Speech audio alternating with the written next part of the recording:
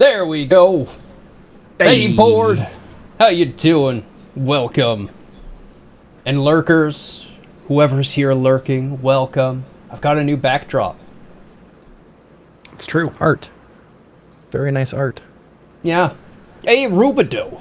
Welcome. How you doing? Kind of cut out more of my shirt so I could show off more of the art back there. It's all hand painted. That's Pookie's stuff. I'm very happy to get to show it off. Yeah, it looks great. It does. It does. And the camera looks good too.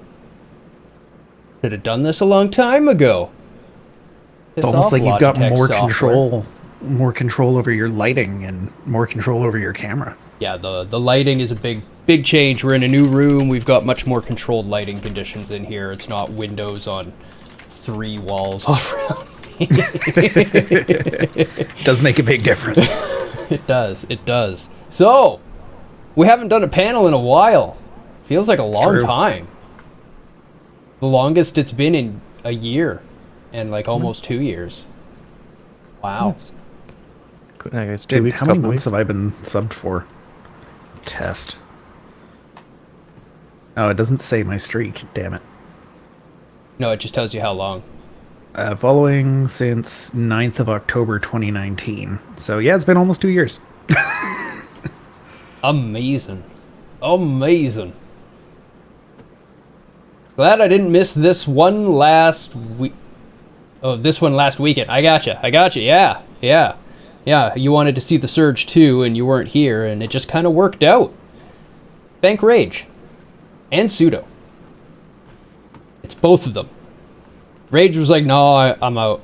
It's not good. And it was totally understandable. He wasn't feeling well. Had some stuff to work through there. Like, vaccine.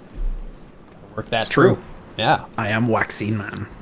And then we were just gonna go live anyway. But Pseudo was like, oh, I'm not feeling great either.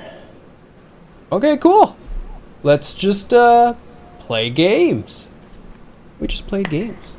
Now we get to talk about the only game I've ever quit on stream. Does Deponent not count then?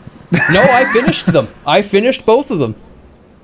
You didn't finish the third one though. I didn't even start the third one. Didn't you? I thought I remembered you starting one and then being like, nah, this is dumb.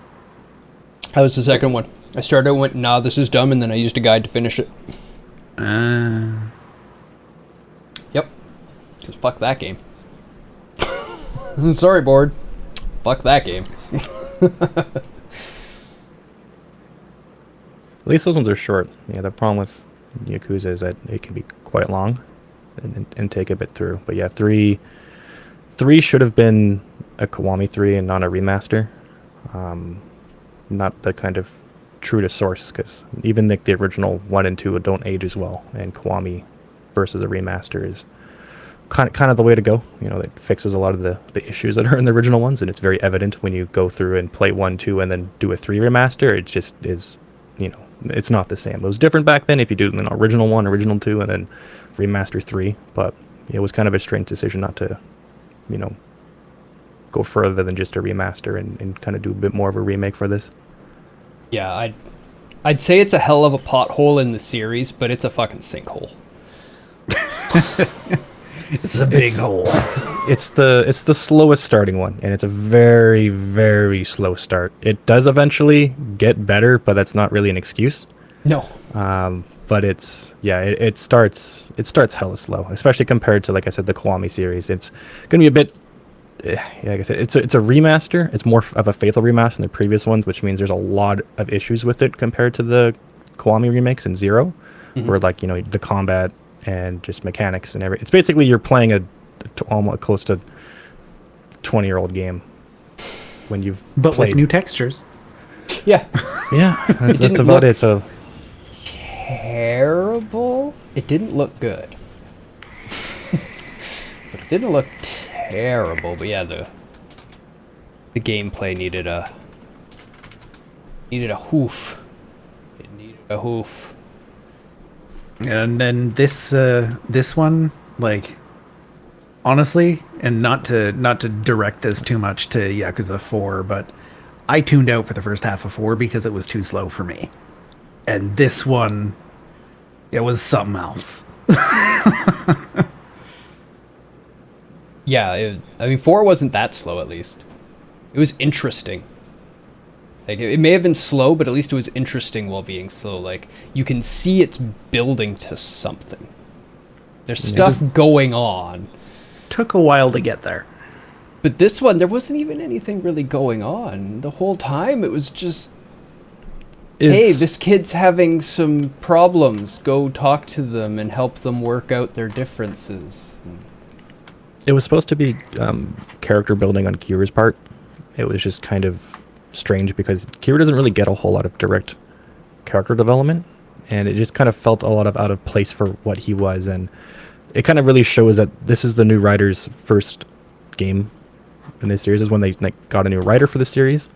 And there was that adjustment period, and it was a hell of an adjustment period, but they picked it right up for 4 and 5 and 0 and then the Kiwami series. But it starts, it's not even that it just starts slow, but it's just like a stylistic change between, the kind of, if you're going from the Kiwami series, which is like the later remakes, it's going to be, quite a jump in difference in experience.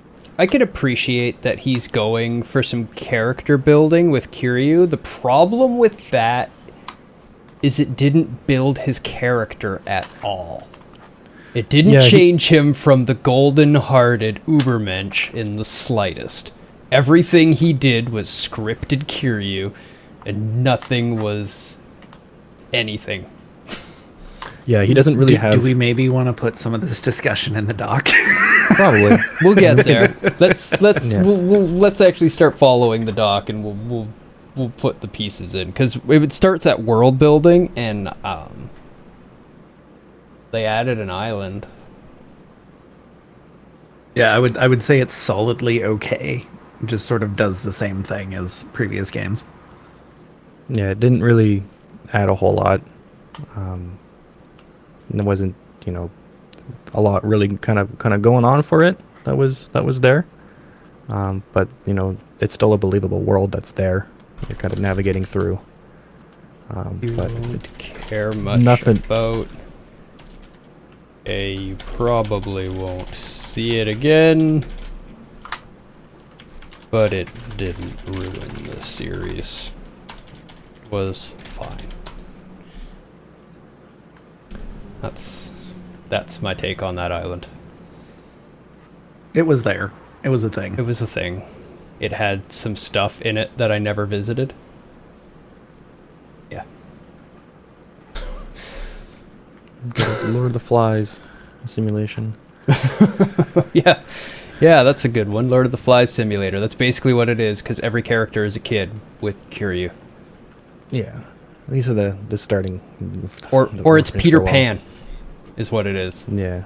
For the first time, probably for Yakuza game, and hopefully the last, characters are okay for me, mostly just because the start is just so weirdly just strange and bland. But I couldn't get anything less than okay, because it does pick up later on, and Goro and Majima is in it, and I don't think I could ever give it a bad with Majima being in a game, because he carries anything that he's in.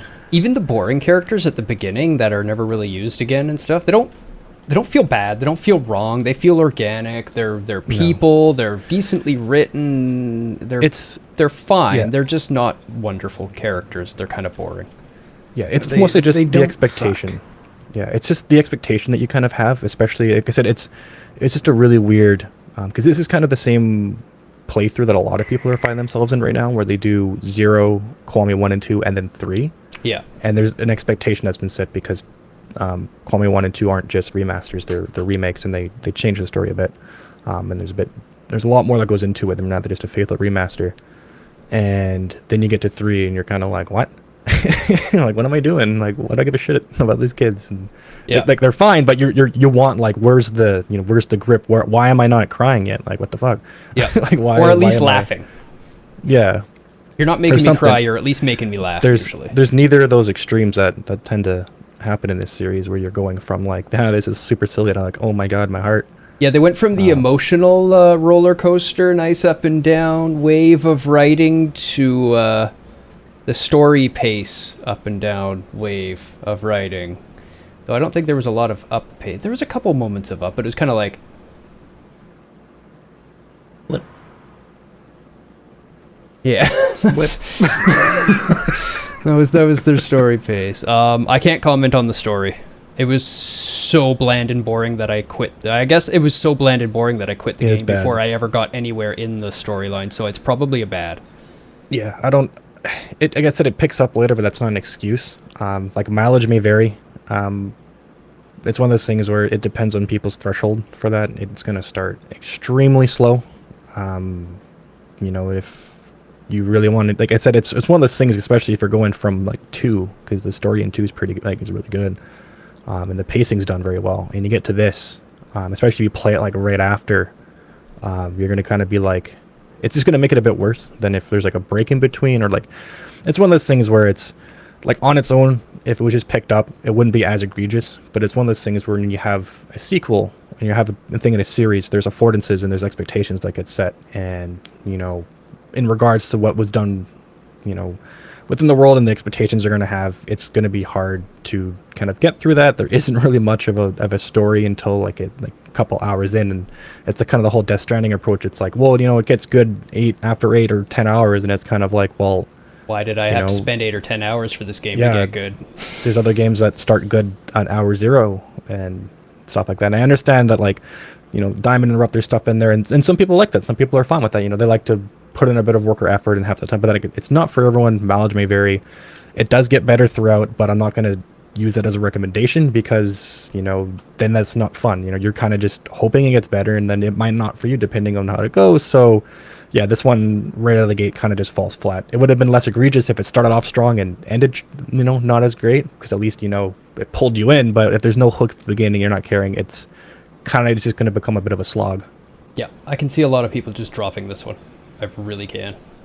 So on a tangent, but I promise it's related because of how good the writing is usually in these games. If you enjoy the writing in the Yakuza games, and this just came to me, but you should probably watch Gintama. And I know it's long; it's like 300 episodes, but the writing is amazing. If it's good, long is a good thing, because then there's more of it. Yeah. Starts out as a sketch comedy show, ends up pulling all of the heartstrings. All right, drop me the reminder. I'll add it to my viewing list so that I can have some animes to talk to people about when they come in and go, "Do you watch anime?" That happens more than you'd think.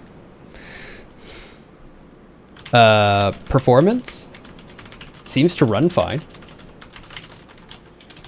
Yeah, it's nothing doing really special. It's more of a remaster than a remake, right? So it's mostly just, you got nicer textures. I don't know if there's many bug fixes between that and the original one, or if there was much that changed in regards to like optimizations, but it kind of was. It's a 2009 PS3 game originally, so like hardware has come a long way since then, and this remaster is fairly recent. Yeah, it runs well, at least. I mean, it's not like they completely botched a remaster and then all of a sudden the game's worse performance than it did before.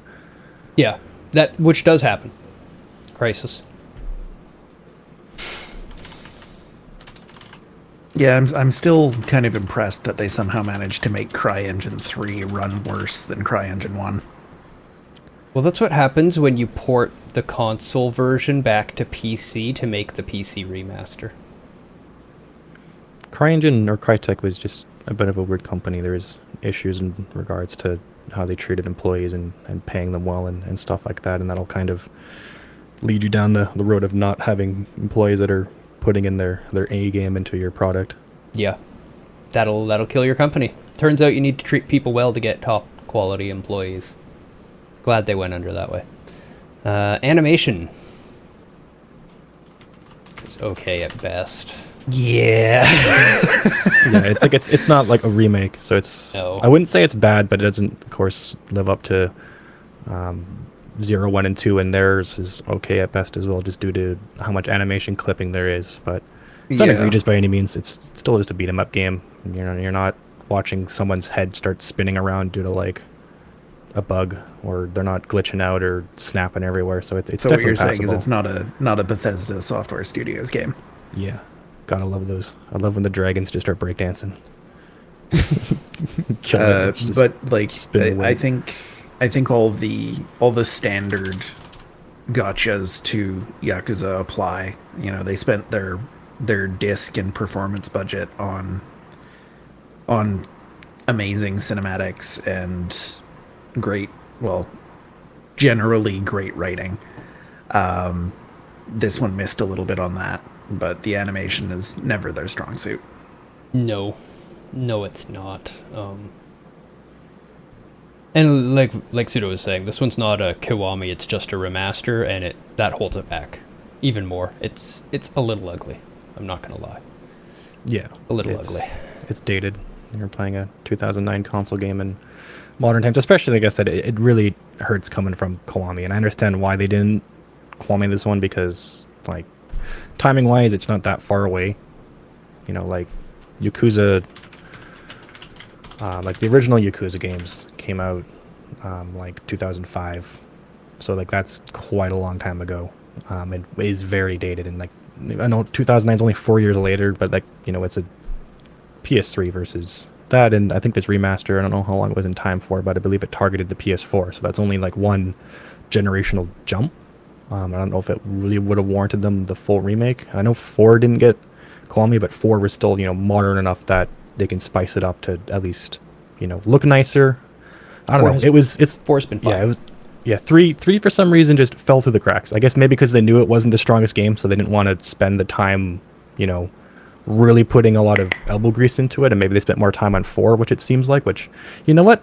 It makes sense. Like if you're not going to put the time to fully remake or Kiwami it, it also doesn't make sense to really go through and do the remaster. It kind of sucks, but at least they group them together, so you're not like you're paying a full price for this game that didn't get the full treatment.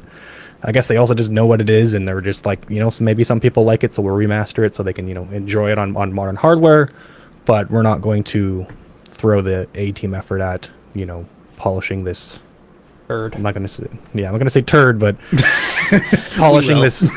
I'll say it for turd. you. Yeah.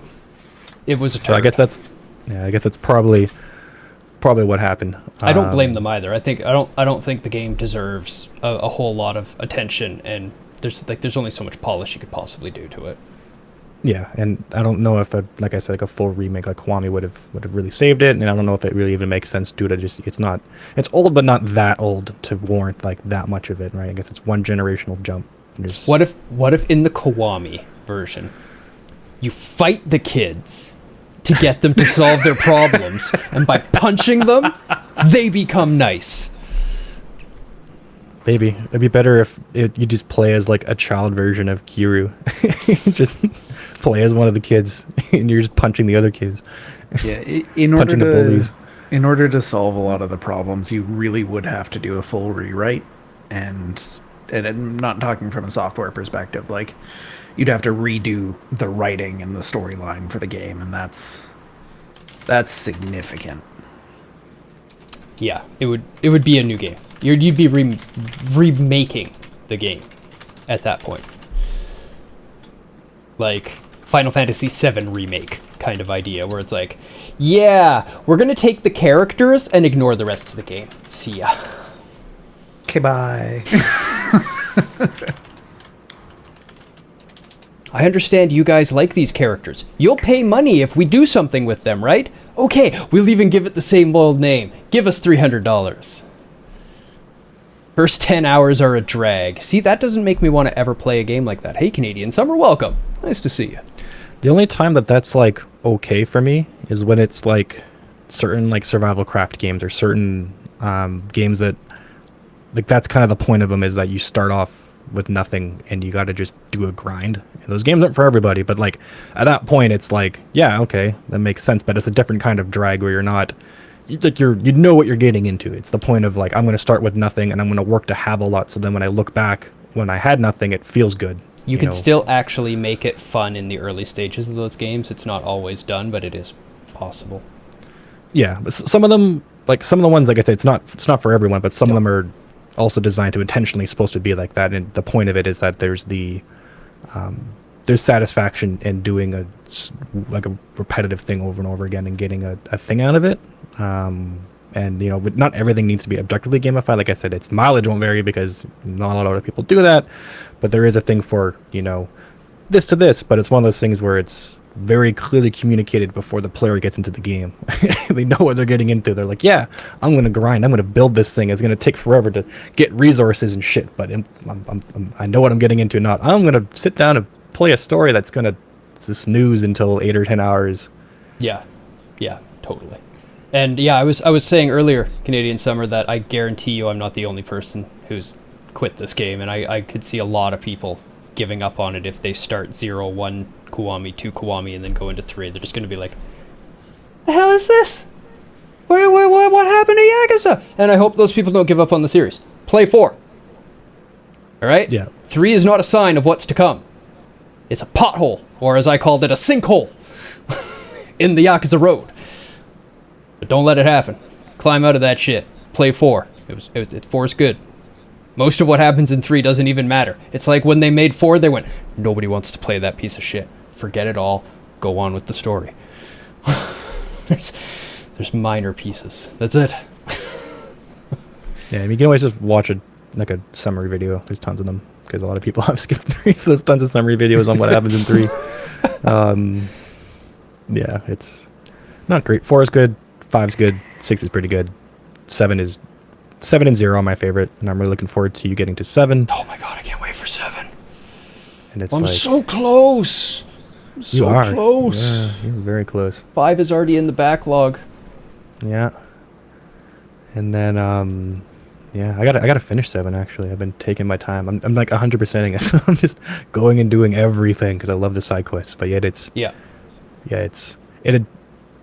the series is progressing, and it's gonna be a really interesting topic because of how they can just change so much but still do it well, and that's the series continuing forward. Anyways, on to style. Yes, I was going to ask where you guys are in this, because I'm at an okay, but I'm also bitter against the show.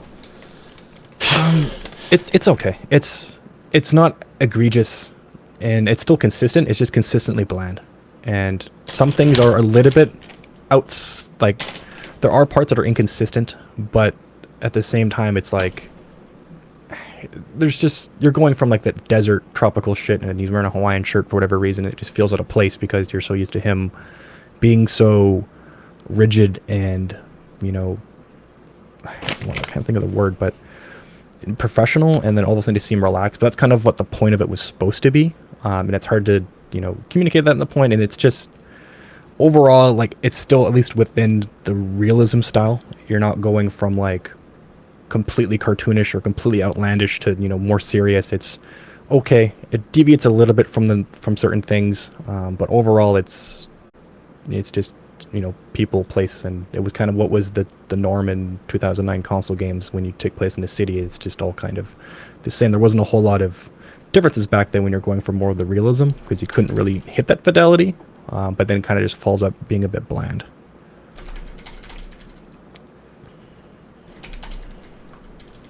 The character art and stuff like that's still pretty good. I mean, the tattoos and everything, and Majima's in there, and he's just bolstering with style. Towns and stuff still look decent. It's not like they redesigned Majima or added style to him. They just like took Majima and plopped him down in their game and went, look, style! Yeah. And I mean, to be fair, that did work. It does, but it's just Majima. And if they really wanted to be able to do that, then they needed to include Majima more. That's hey, Yakuza writers, here's how you make Yakuza better. Any Yakuza game, here's how you make it better. More Majima. More He needs, I mean, he needs his own game. He's got his own DLC, I think. He's got his own mission paths in one of the Kwamis. I can't remember which one it is. It's good, but he needs his own. We just need Goro. Yep, whole not Goro the construction. Even though the construction stuff's fine, I want a full length thing. Except for he's just a bit too out there to have as like a consistent main, because he's just So flamboyant. wild, but I love him. Yeah, he's something special, is what he is. Musical score. I don't remember anything bad. It's not bad. It's on par with typical what it is, where they've got decent theming for cutscenes and exploring, and then the kind of single, what's the word I'm looking for? They're basically their battle theme song that always plays in all battle scenes forever, which somehow doesn't get annoying. It's well done, but not enough to really push it to any sort of kind of good. But it's definitely not bad. Is Judgment dead now? Officially? Thought they were. Oh, One of the actors, producers, publishers, somebody important, is basically like, no, screw you, all of you. Oh, that's unfortunate. I look forward to playing it. I've heard good things about it still. I know Val enjoyed it. Yeah, Judgment's good. But I'm also still happy with the direction they're taking with 7, and then ongoing, keeping it with the JRPG kind of style. I think the combat was starting to kind of run its course after 6 games. Yeah, there's and only so there much you wasn't a can whole do lot they with could really do. bland And button spammy beat 'em up combat. It only goes so far. When they first announced the change, I was like, because I'm a pretty big Yakuza fan, and I've played the series before 7 was announced, and I was like, the fuck? Like, the first reaction was like, you've ruined it. I'm like, what the hell? And I'm like, no, wait, no, we'll trust them. And I was still like concerned because you're basically going from, not really fast paced, but reaction based button match. Like, it's higher paced than what you would expect turn based, but they do a good job. Like, I've absolutely loved 7, so I'm like, okay, somehow it works. It works, and it works well with what they do, which is multi-character writing, and now you can actually incorporate your characters more into the thing, because for so long it was something happens and Kiru's like, all right, I'm gonna go punch a guy, just like stand on the sidewalk, and now you can actually include other characters in what's going on, not just having Kiru just punch his way to the top. Yeah, so we're gonna take a quick little detour here, because what you just talked about is super important to JRPG stories, and I don't know, JRPG stories have evolved into being about a person as well, with some people that follow him around. It's sort of the same thing as Kiryu. But there is a party. My personal favorite JRPG, and many people's personal favorite JRPG, is 6. 6 has no main character, and that's why so many people love it. All of the characters in it play a role, and it is about a group of people, where the whole group is involved in things. And the group splits up and takes different paths, but no one character is ever with the group the whole time. What a game. Yes. That is what Pseudo is saying is enabled for the Yakuza writing. Edgar was your fave. Edgar was awesome. I loved Edgar. Ladies' man. And a king, so it worked.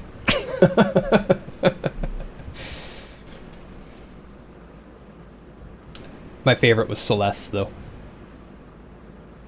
Because Runic is OP. True fact. And because Celeste is amazing. Also true fact. I just like Terra's story. Terra's story is fantastic. Yeah, see? Everybody can have a different favorite character when you have a group of characters with no main. And it enables so much more diversity in your writing. I can't wait to see what they do with Yakuza with that sort of configuration. Celeste has some of the best moments. Yeah, like her with Sid. Okay, voice acting. Before this just turns into a Final Fantasy VI talk. If you ever want to talk Final Fantasy VI with me, though, hit me up. I know everything there is to know about that game. And the opera, yes. Voice acting is still good in Yakuza 3, I believe. Yep. Yeah, it's salting. It's the strong suit of it. The writing didn't really do any favors, but I mean, the lines are still delivered clearly and done in a sense where it's more of a cinematic experience than a game. They still do a great job. Yeah, if the voice acting performances in a Yakuza game are lacking, the game has failed. Yep.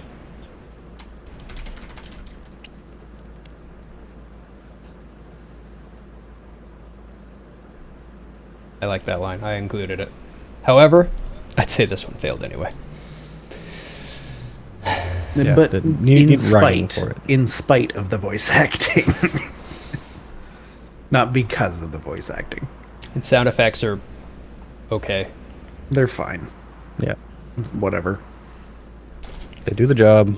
Sound won't be- effects get the point across.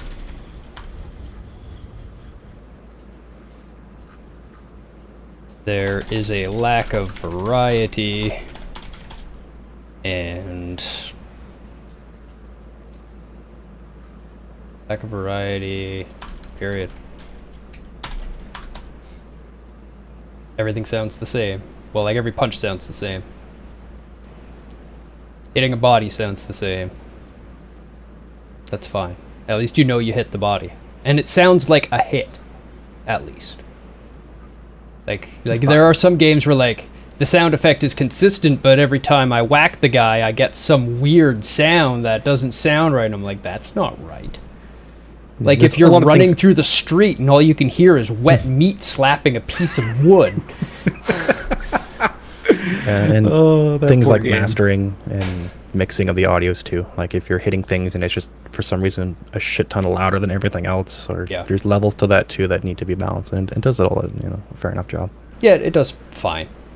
It's not like I'm ever going to use it as a case study. I'm not going to say this is a game to copy, but it's fine.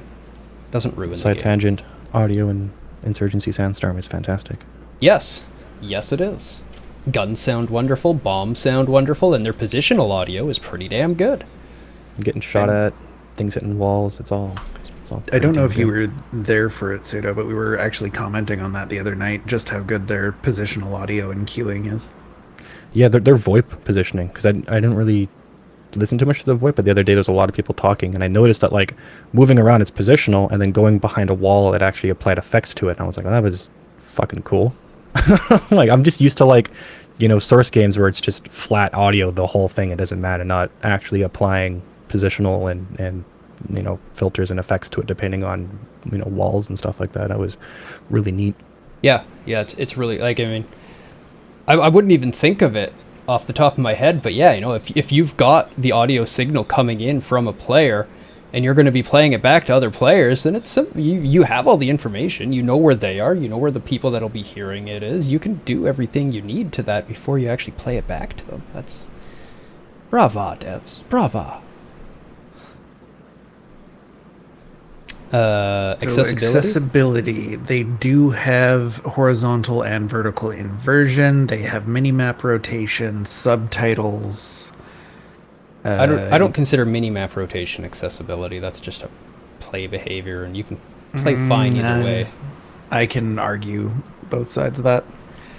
Volume sliders, which is good, but that's about it. I think it's a solid okay. I mean, it's actually pretty decent for the remaster to have that, especially the inversion stuff. That was quite rare. Yeah, especially in that I'd say regard. it's an okay. Double Yeah. inversion wasn't. But maybe it was. Was it rare in PS3 era? Any sort of, for most games, yeah, I'd say that was pretty rare. Interesting, because I didn't play a lot of games in that era, and I never really thought about it. But I wonder if that played a part in me not being interested in a lot of the games. It could be a lot of those. I know the main games I had issues with it was like Dynasty Warriors have it default inverted, and for at least I know a few of them I couldn't change it, and that really kind of bothered me. And it does have controller remapping. Sorry to interrupt. Oh, that's cool though. That's really, really nice to see. Remapping, double look inversion, audio sliders, subtitles. What else?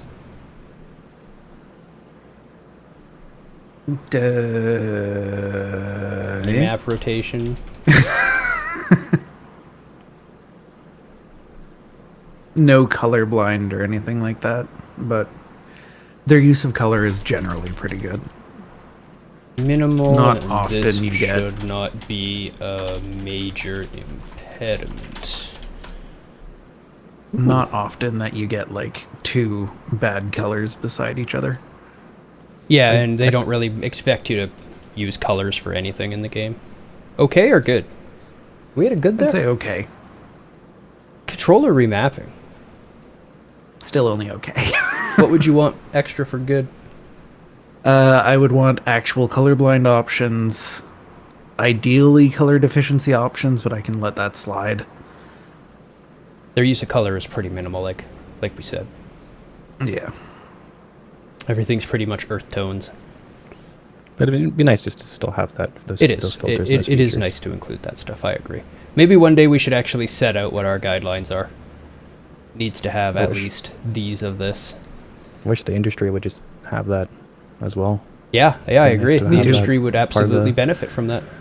Have some sort of standardization of, a bar to meet, similar to, the ESRB having a accessibility rating, so people with certain accessibilities can look at the packaging or look at the list and be like, know at a first glance if they're able to play this properly or if they'll need any kind of third-party support. Yeah, Last of Us 2 has fantastic accessibility. They went above and beyond. It really is quite good, Right on. especially in regards to their difficulty and the amount of. That's what I'd really love to see in most games in regards to difficulty. I'd rather them just have a whole lot of sliders, and then kind of presets for easy, medium, hard, and stuff like that. But then allowing players to tweak their own experiences as they need, because you kind of get to the area where. Slight tangent here, but with difficulty, a lot of games, will just crank up health and stuff like that, or they'll do other things. And for games that have multiple mechanics, what Last of Us 2 does is let you tweak things such as, how hard the stealth is, or how hard certain mechanics is, or how hard is the survival aspect. And there's certain things that certain people are good at, certain people aren't as good at. You can adjust, what you're good at. If you're good at combat, then you can, crank the combat difficulties up. You can do all that stuff. If that's what you want to do, you can. It's, it gives the player the control to, kind of have the experience that they know that they can have, rather than, you want to go on hard, but all of a sudden, the mandatory stealth missions are just too difficult for you, and now you can't do them, and you got to drop the difficulty for those. But then now the game's too easy for combat. It's, I think a much better approach in that regard, especially since those sliders technically exist under the hood for the most part, anyways, and we're already at that point where these are just preset values and we can just expose them and put a little disclaimer saying, change these at your own risk, but here are our presets. I agree, since it has so many different styles to it for The Last of Us 2, that it's great to be able to adjust each individual area of it. But So I don't think I- every game necessarily needs to have super fine-tuned difficulty sliders. I'm okay in a world where some people can't beat Sekiro. I'm kind of fine with that. I'm not. I would have liked them to be able Yeah. to tweak like parry timings and stuff like that, because I wouldn't like to tell someone or one of my friends who's got like a motor disability just to be like, I'm sorry, you can't play the game because I don't want you to, kind of a thing. Like, I want you to have a certain experience. It's like we can have the predefined experience and we can have it be changed, but at the same point, I just don't like being able to tell someone they can't play it just because of outside limitations. Well, I also know a guy on Twitch who beat it with his chin and tongue. Yeah, but that's one guy. And not everyone can be that one guy. And there's, people who can pull off a shit ton of headshots in an FPS game, and it's very rare, right? And it takes a lot of time and effort, and not everyone has that. And it's unfair to force people to live up to that kind of almost hero level skill set just to be able to play a game that, we can play in a couple weekends and get good at, rather than them having to dedicate months and years to. It's not fair. They're already at a disadvantage. We don't want to have to force them through it even more when it's just, at the end of the day, it's still just a game and not a, really, big deal in that regards. If they want to just be able to experience the story, and if something as easy as tweaking a parry timer will help them, I'm fine with that. Fair And enough. I think that's one thing that would have been good for Fallen Order, if they just exposed those sliders too, because I think and like still having presets and still having like certain things if you just choose a preset and go, like maybe achievements are based behind that and stuff like that, but being able to work your way up to certain things, right? Like, higher difficulty, but maybe not the parry timing in that regard right out of the gate, and maybe you can, work your way up to it and stuff in that regard. And I did pull up The Last of Us Part 2 accessibility options while you were talking about that, and holy shit, they did an amazing job. Yeah, it is wild. They went like ham. This should all just be built in at a system level from Sony. Yeah. I hope it's more games do it going forward. They got some attention for it, but like the unfortunate thing with accessibility is that it's low market share. So for the most part, a lot of execs won't care because Yeah. it's not going to sell the game more. But it's one of those things where if it became some sort of standardization or becomes something that is more in the industry of your game is lacking this now, rather than it's nice that it has it, then it's more of an incentive. Big agree. Yeah, there needs to be some sort of standardization, like on web, where there's a set of rules, and you got to meet this bar, or lawsuits are coming. Yeah, like certifications, and you can put a sticker, or you can put a little badge on it saying more things. It's the incentives are there, and also it'd be nice just to have that Discord with a committee of people that are affected by that, so we actually know what is actually helpful or what isn't helpful, and changes as things come up and as things evolve. And yeah, I think that'd be, hopefully we get there someday. I don't know if anyone's in the works for that. I should really look into that to see if there's any committees or groups that are working towards that and if I can support them. But that's what I'd love to see someday. Yeah, let us know if you look into it. Certified accessible badass. Yeah, mechanics. I totally zoned out over AI. I don't remember bringing that up. I meant to. I just put in it's fine. They didn't break. They're fine.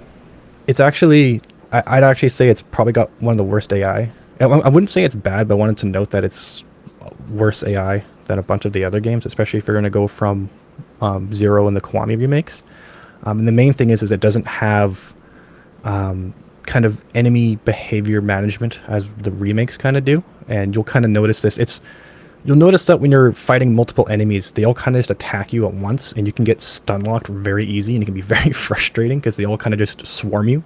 And in the later games, they do more of what happens in action movies, where it's like one or two people at a time will come and fight you, and it's not just like what would actually happen in real life, or like if you're fighting 5 people at once, they're all just going to goon you at the same time, rather than wait their turn. Being, it's my turn to throw a punch and get countered. But it's one note for 3 is that the AI will kind of just swarm you if there's groups. So be prepared for some frustration, and it's going to be really weird because the boss fights will end up being easier than some of the just random encounters, just due to later on in the game they just start stun locking you, and you're just like, fuck off, stop. What the fuck is going on? Why is like some random goons better than this Yakuza boss I just beat up? And it's just because they didn't manage that state. They were just like, attack, attack, attack. But the other games address that. Other than that, the AI is fine. But one little note, they will just kind of swarm you.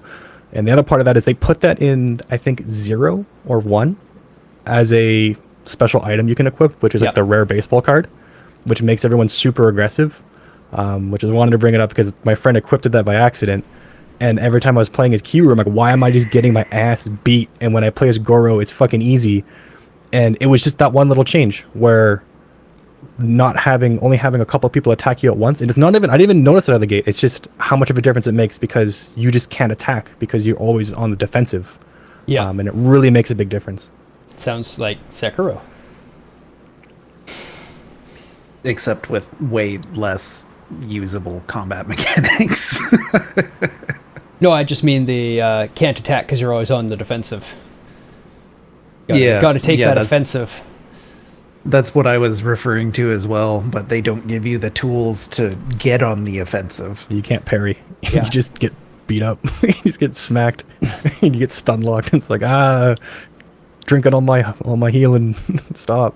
Yep. That's small side tangent too. Actually, we're speaking about mechanics, so this kind of fits into it, and it's one thing I've always kind of had an issue with Yakuza games, which is surprisingly was solved by 7, which is that the break in combat that happens when you have this system of beat 'em up but then pause to heal has always been an issue I've had.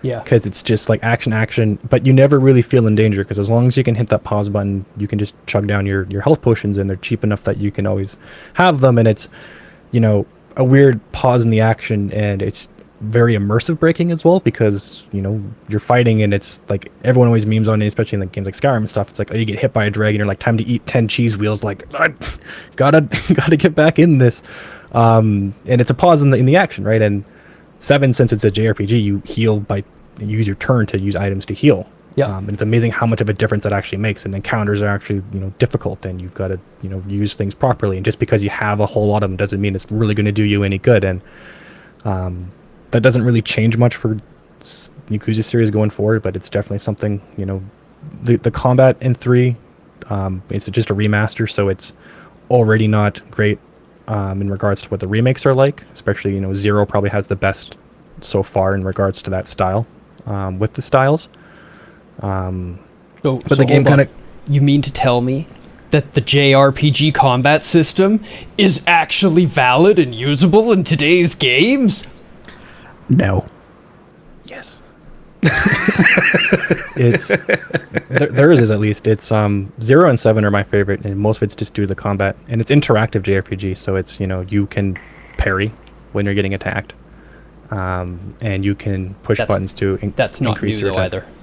Yeah, I know. But I'm saying it's Legend of Dragoon did it.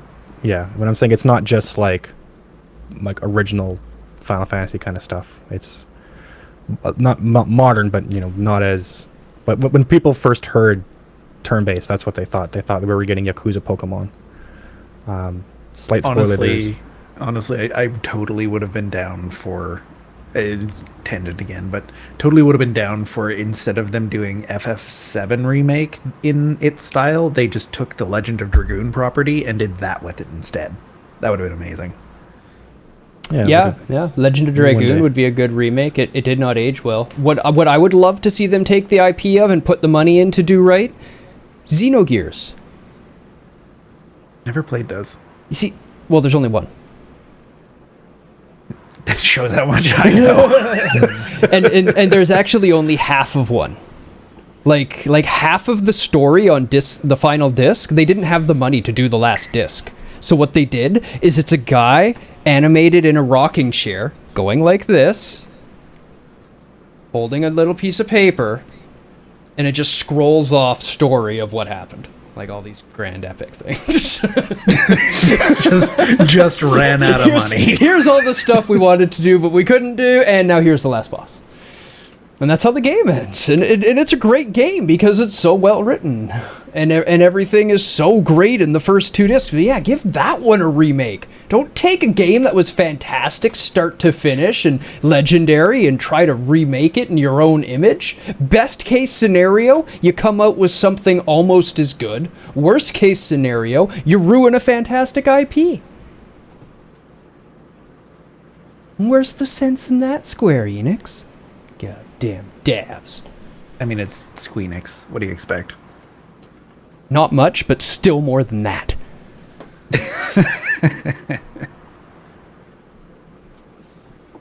So anyway, mechanics. I didn't watch this game. Pseudo, what were you saying? Just that like combat wise, it's not as great as the other ones because it's like I said, still a remaster. You get stun locked. It's got highs and lows of like you're doing your crazy finisher moves, which are just hilarious, but then you're just getting stun locked by 2 people. The mini games are still good. They still put a lot of effort into that, and the remaster still was faithful for that. But overall, like mechanics are just they're okay. Usually, it's the story that brings Yakuza forward, and it really kind of shows what happens when the story falters even just a bit. Is that there's still not really much under the hood to really kind of push it forward. If the combat was super fun and engaging, it'd be a little bit more forgivable.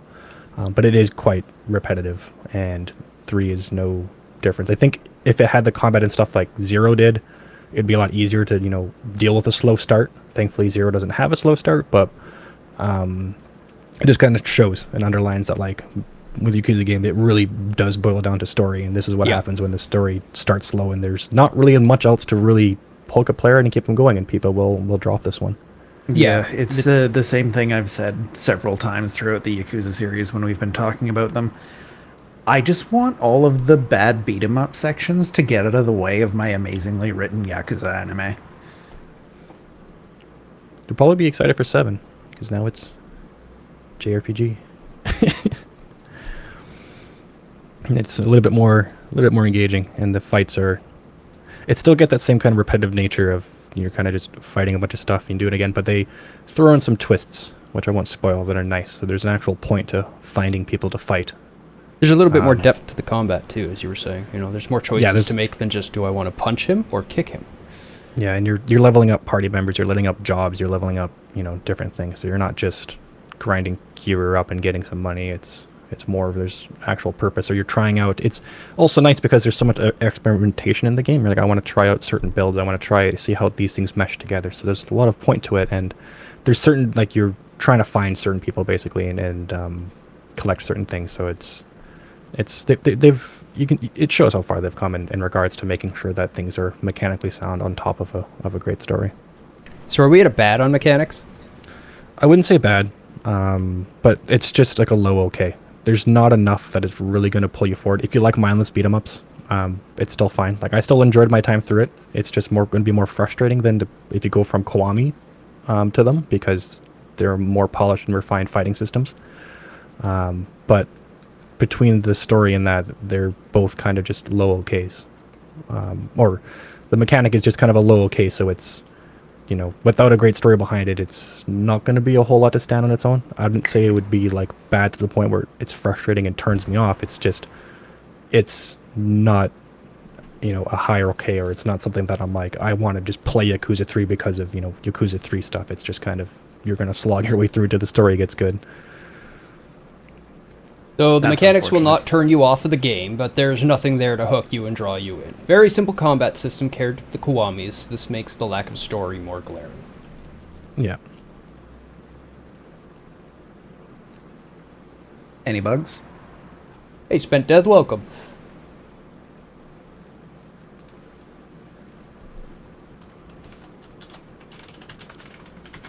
I don't know.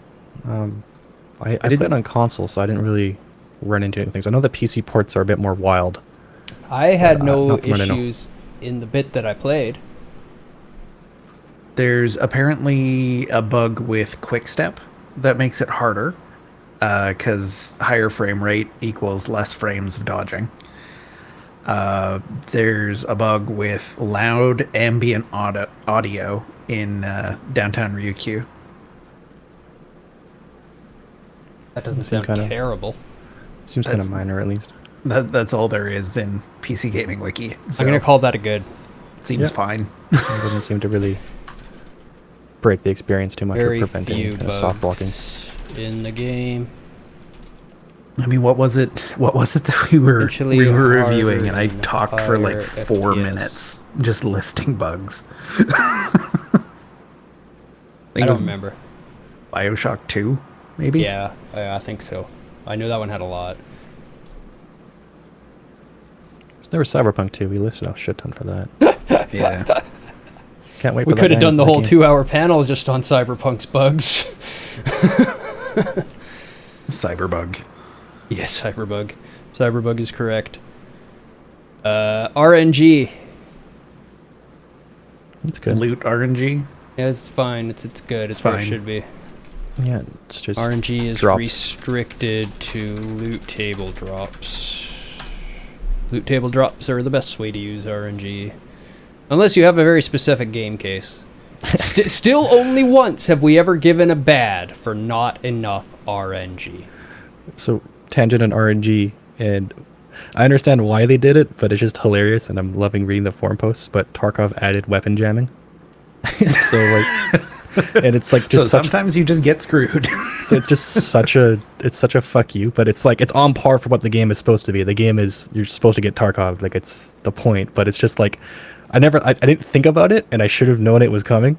And I'm just like, oh my god, these forum posts are going to be great because it's just people like, look at this encounter that happens, and then my gun jams and I die, and it's like, yeah, Welcome yeah, to that Tarkov. sucks. Yeah, and it's like, and you see the post below of just like, well, it's weird because it's like on it like it's super shitty, but as someone who hasn't gone like full gear, it's like, hey, wait, this actually kind of works because of like how much of a different gap there is between super geared players and non-geared players, or it's like it's really unlikely that guns will jam. I had it happen once so far, and I have complete shit weapons, so like even then it's unlikely. But yeah, it's just, you know what, shit happens, and then now it's just part of the experience, and it's the whole point of, you know, where your spawn is and where you're running into people and all this other bullshit anyway. So, you know, welcome to the shit. Here we go. Your guns now jam, and somehow will always jam in the most unopportune times. Well, you know why? It's because that's when you're using them. Yeah, If you're not using them, they're not gonna jam. yeah, There's still times where you're using it that it's better for it to jam than others. Like, just- you're behind a box taking some pot shots at a guy. Bang! Jam. Fuck. there's a lot Or of like, you burst into a NPCs to room. shoot. Jam! Like, those are two different situations. I wouldn't be surprised if they added in a weapon maintenance system then, so that you can prevent it from jamming. Yeah, there's like weapon durability and weapon quality, and also the game is really, the depth in the game is nuts. It also boils down to like ammo that you're using and a whole bunch of other shit. So like geared players and rich players don't really have to worry about it, but the chance is not zero. So like if you're trying to, you know, there's still a chance if you're not just because you're geared, it now doesn't mean just because you're geared and get the drop that you will guarantee it. So it makes people adjust their tactics rather than just being like, I'm invincible because their bullets and guns can't penetrate my armor. It's like, well, no, if your gun jams, you know, they can still get a few shots in if you just run in and go full Chad. You gotta be a bit more tactful. We didn't actually sum up Yakuza 3. Yeah. It's okay across the board. Yeah. And yeah, control is fine. The game's beat 'em fine. up. I quit it because it's not my cup of tea, not because it's the most terrible game ever made. There wasn't enough there to keep me interested. Yeah, and it's especially since going from Kiwami's into it, and it's different. Also different, you know, playing it on a stream timeline where you're sitting down for it, you know, for large chunks of it, and not being able to, you know, take the breaks that you want when the game gets a bit slow, and kind of do that kind of thing. So it's like I said, people's mileage will vary, but don't go in expecting, you know, it is going to be a sinkhole compared to the first three, and it does get better after it. So if you don't like it, don't feel bad just watching a lore catch up, a summary video, and then going to 4 and 5 and 6. Yeah, 4 has been much more enjoyable. Can confirm. Can confirm. Super looking forward. Don't ditch the series. Just ditch the game. Now for something completely different. This is almost as far away from Yakuza 3 as you can get. Almost. There are other things that are equally far away in a different direction, though. Yes. Like a point-and-click game. Missed. So, world building in the Surge 2. I would really like to get your thoughts on this, Deus. Solidly at an okay. There's definitely an expansion of the world. I learned more about different factions and what's been going on. I didn't find it all incredibly compelling or interesting, but they definitely put more effort in than the first game. And they don't force it down your throat like a typical Soulsy, which I enjoyed. Pseudo, do you have anything to put in before I start in on this? Yeah. I don't know. The world, it's always been hard for me to really get brought into the Surge's worlds for some reason. I don't know what it is about it, but it's hard for me to really kind of get a foundation of really what's going on. I don't know if it's just the layouts and the pacing of how it's delivered or what's going on, but I always feel like there wasn't enough for me to really put a lot of thought into it, and then due to that, I'm kind of just then a bit lost due to my own kind of lack of attention to it. And it's not necessarily always the game's fault, but that's kind of what my experience was when I was kind of watching Deus go through it. So Yeah. I actually agree with both of you on this, and I would say that this is not a very good example of world building at all. I thought the first game actually did a better job because they constrained more. They gave you a little bit more information, a little bit more detail on a smaller map. But the second one, especially in like the last third of the game, just really loses me. I stopped caring. Yeah, it was mostly let's have fun with the combat system and just hunt things down and kill them kind of game for me. Yeah. Collect the limbs. Yep. Yeah, it's limb Pokemon. Gotta collect them all. Slice them all. Yeah, gotta slice them Lemmy-mon. all. Lemmy-mon. Yes. Yes. The Surge 2 is Lemmy-mon. You gotta find them all and cut them all off. But it's okay. It's not terrible world building. It's not like offensive. It doesn't take you out of the game or anything. It was a good enough world to explore and mechanical enough to cut everything up. It existed, but it did hurt the game for me, so I'm like very low okay. Really? Why did it hurt the game for you?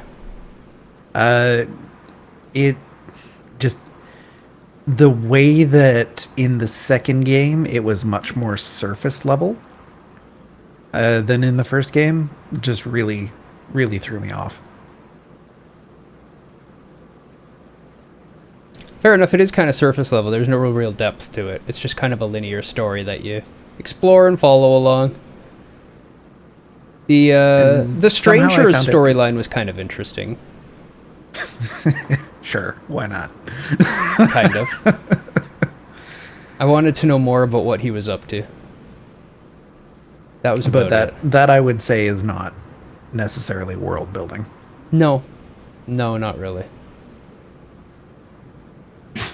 I don't really remember much world building from the first game either, but I didn't finish it.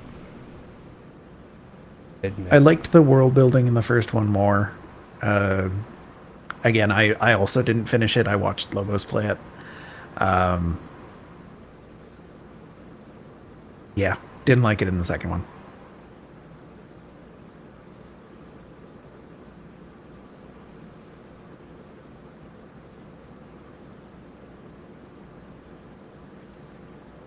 I'll say should not. Should. Yeah. But again, if you're, again, using our rating system, which actually ends up working quite well, if you're looking for world building in your game, this is not the game for you. No, it's... World building is not why you'd want to play it, I agree. Same with characters. They're okay. They exist.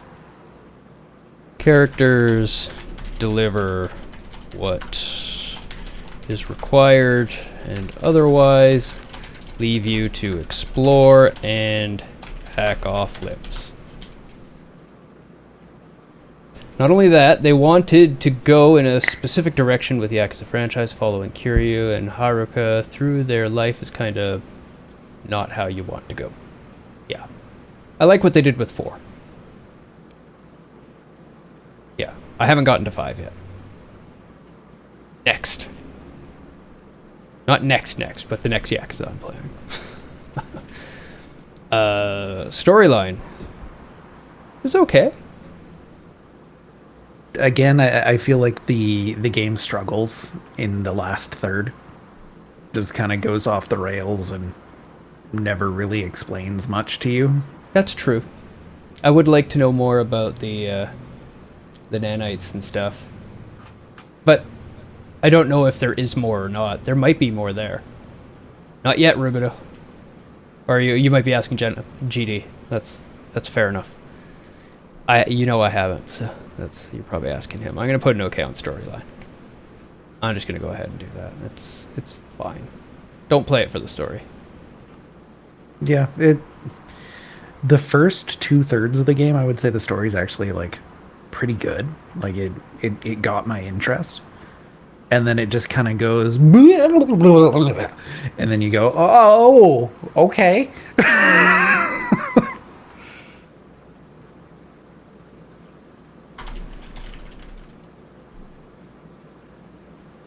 Little Johnny boss fight was disgusting in Surge 2. I enjoyed the boss fight, though. He was actually pretty fun to fight. I did like that boss. There is a story. It moves forward. The beginning is rather interesting, though it did not explain much in the end. And I hope there is more that we just didn't find. Goes all Zoidberg noisy.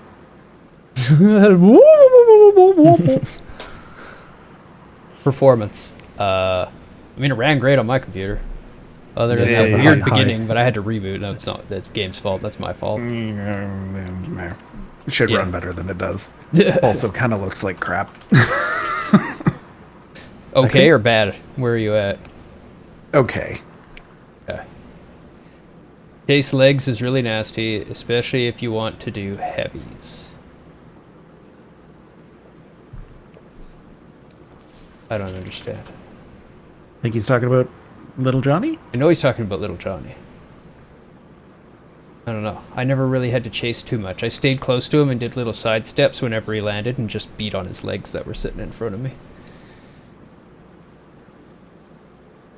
Made him come to me. Way how your limb targeting goes out of focus every time Little Johnny makes a 360 degree. Yeah, the camera could use some work. I'm used to bad cameras. Yeah, the camera's pretty bad in the Surge too. We'll talk about that more when it gets to mechanics, but I remember when I was watching Val play it, there was a lot of complaints. And turn in, that camera just kind of goes a bit wild. I mean, I can make the same complaint about Neo 2. Yeah, and it's still valid. It's a pretty common thing. We haven't found a good way to deal with cameras. Some games are a little better than others. I wouldn't call any of them amazing. The way I've found is that it just allows the camera just to clip through certain areas and then just don't show the walls or show faded walls, rather than just having the camera zoom right into the back of the head of the main character, or just showing just a wall. There's certain approaches that could be used. Came in to say hi while you were doing some video projects. Have a fun stream. Thank you, Ware. Enjoy Thanks, your video Ware. projects. Yeah, I wasn't saying it was good when I said it ran fine on my system. I said it ran fine on my system. That doesn't mean it's a good. Everything runs fine on my system. Hopefully, if it doesn't run fine, then it's really bad. Yes, if it doesn't run fine on my system, then it gets a really, really bad for performance. But should run better than it does. Should look better than it does. But should still at least be playable. It does I don't- have fairly high system requirements too. Not That's like unfortunate. insanely high, but fairly high. Animation though. Resource loading, super low frame drops. Yeah, there was some pretty bad framiness when loading from disk. Go into menu, go out, slideshow, rip. That's unfortunate. Loading from disk. It goes to disk a lot. Oh, yeah, okay. I was thinking like CD in my mind for some reason, like, where are you loading off of a disk? What sort of ancient not technology quite is what I this meant. all of a sudden? Right, there's more than one type of disk. I'm good. Animations though, I would say I'm actually leaning towards a good. Yeah, different animations on every weapon. They went really overboard with a lot of the different finishing moves. Nice slow motion, great gore. And like They're- some of the enemy animations are a little samey, but there's only so many ways you can swing a big heavy thing. Like, Yeah. Well, it's also samey because the moveset is tied to the weapon, and that ties into gameplay. Because your gameplay loop is recognize weapon type to know weapon moveset and counter weapon moveset. And you get the moveset of that weapon when you get the weapon. So it kind of needs to be that way. I'm okay with that sameness. But then a lot of the big mechanical enemies and the bosses, they were all pretty great. They were very fluid and fast, and yeah. Enemy animations. sorry, Pseudo, we sort of spoke over you. Did you have anything to add there? Yeah, no worries. I was just gonna say that there's, for like the models and stuff, there's a lot of kind of stuff going on, like a lot of fidelity in regards to like those mech suits. So having the good animations for them was, really, really nice to have and was needed. Only thing that I found was a little bit off-putting was just like when you're in like the settlements and stuff like that, especially like a lot of just like talking to quest givers and those people, or if there's any sort of like, those animations were a bit weird, but it's a very minor part of the game anyways, and main focal is the combat stuff. But that was only part of her, like any sort of towns and the people walking around and interacting there was kind of like, it felt a bit dated, but not anything like too egregious. Yeah, I agree. They're like the quest givers, like even the games that we love to praise, the Souls games, the FromSoft games, not a whole lot of animation that isn't combat. Mm-hmm. It's because the game is about combat. That's where they spent their money and their budget. Makes a better game when you focus your budget and your scope. Polish the shit out of that and do it really, really well, and people that like that are gonna love it. Don't try to do everything, because you can't do everything great. You just can't.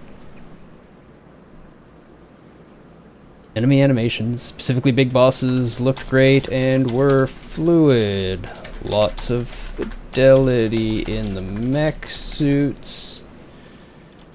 Consistent animations led to consistent combat. Suffers from similar level design issues like Hellpoint. I think it had more variety than Hellpoint, at least. At least you have the whole cliffs area and everything, where you get some woods and trees and cliff tops to explore. I always get Hellpoint mixed up with other games. Oh yeah, this one. Yeah. I don't know about that.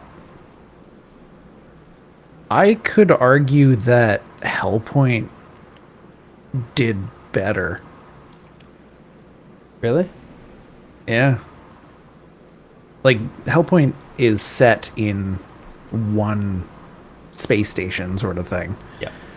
But, like, they managed to cram a lot of variety into there. Maybe I've only ever seen one level then. Entirely possible. Ran around for hours trying to find the path, the same way you do in Surge 2. Yeah, it is a little overly complex. I will agree with you there. The second area specifically in Surge 2, I had a lot of problem with that. But after that, it wasn't so bad.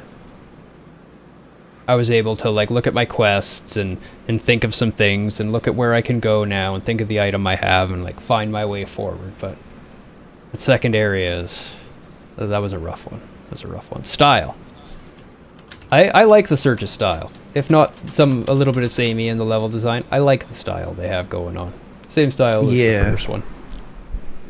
They did a good job of very dystopian sort of cyberpunky style. Yeah. Yeah, it's like Fallout Cyberpunk. Yeah. And it's hard for me to separate like the visual quality of Surge 2 and the style. Because I found the visual quality to be, like visual fidelity to be very low. But I really like the style. Yeah, I like the design on a lot of the armor, the mechs, the whole idea of these mechanical suits being wired right into our bodies, and just the human race having evolved to the point of just we're used to wiring into these machines. And yeah, drill it right into me, it's fine. Yeah. There's definitely something about the style. The same thing with Rage is saying about the fidelity versus, because it does have its own unique style, but for some reason the fidelity of it, I can't even put my finger on what it is, but there's something about it. I'm not sure if it's just, maybe it's just not enough detail, or maybe there's just kind of a bit too much going on. I have a theory that it's internally rendering at a lower resolution. I believe that's probably the case. It might just be texturing and maybe the way that a lot of the lighting and stuff works, but for some reason it does look and feel different than a lot of other games that I've played, but I couldn't really put my finger on why it looked different. I think it may have just been the combination of textures and lighting.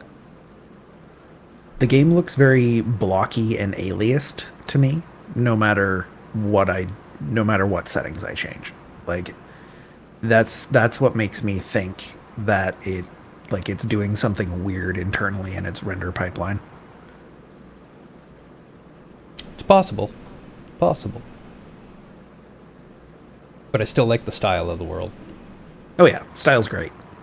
Fidelity, meh. We're at a good style. Well, is this where we want to talk a bit about, like what Daps alluded to, the level design issues, where there were sections of the game that were extremely samey and difficult to navigate? This sameness is kind of a style issue, but I think more of that issue falls on the mechanics, the way the levels were designed, the way the progression of it was designed. Yeah, that's fair.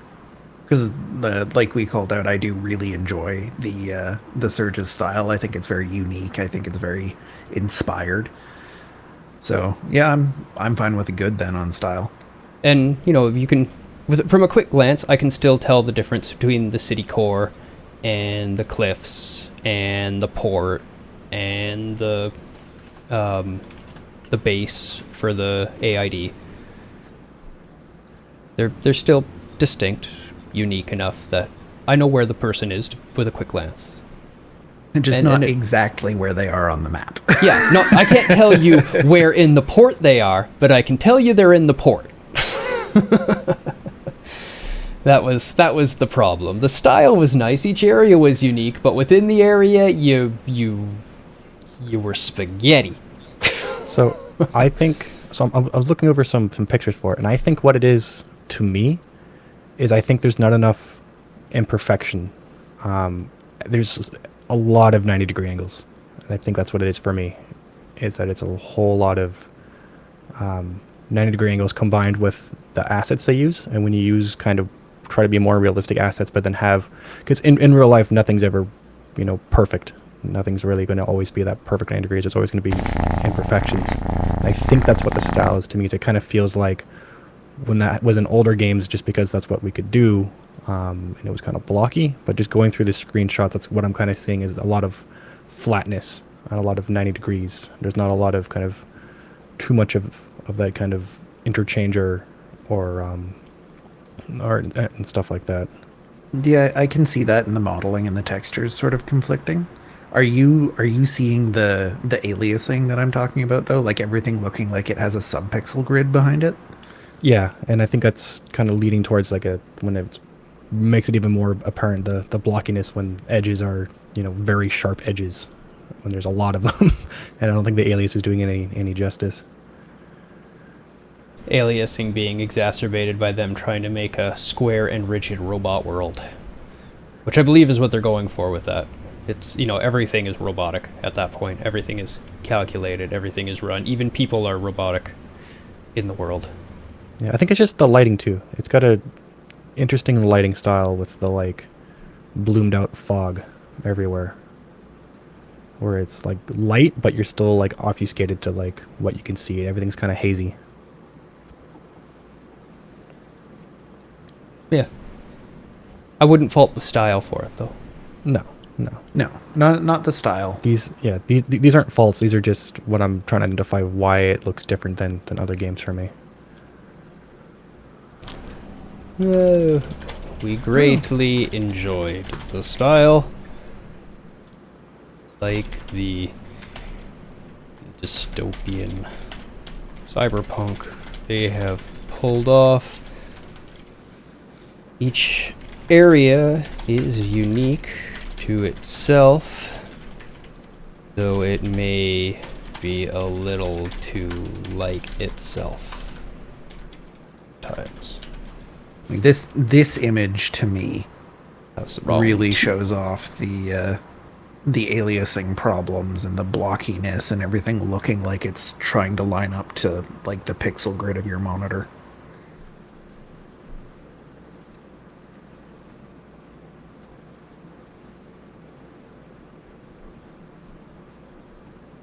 Just not good. Let me pull it up.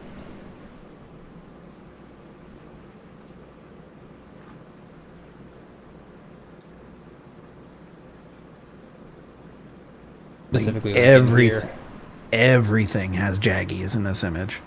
Everything. all the straight edges that Oh, are yeah, on look an at- angle. Yeah, look at the coat on the Yeah. on the monitor. And then the other side of her coat, like her other sleeve, is no better. It definitely seems like a low res and then upscale. Because Yeah. even like just like the textures and stuff, they seem a bit grainy. And if you look at like her neck and stuff like that, you can see. Yeah, if we go into here as well, Mm. graininess in this here. Get the gradients, the spots where it becomes gradient in here. It's like a cheap TAAU upscale Here. or something. Here. Which is why it drives me nuts when people are like, oh, FSAA is worse than TAAU. No. No, FSR is much better than TAAU. If you go into this dark area here, down here, see a lot of it as it tries to makes resolve. different decisions. Yeah, trying to break down those pixels or blow up those pixels. I'd say you're right. That's what that looks like to me. Musical score? I don't remember any of it. Boss fight music was appropriate. Yep. It's okay. Not Not a lot bad. of other music in the game. Yeah, it was fine. The club music was a little silly, but I mean, whatever. Clubs are silly. It's a future club. I kind of like what they did. I think it's okay. Anybody have a problem with an okay? No? Okay. Okay, it's fine.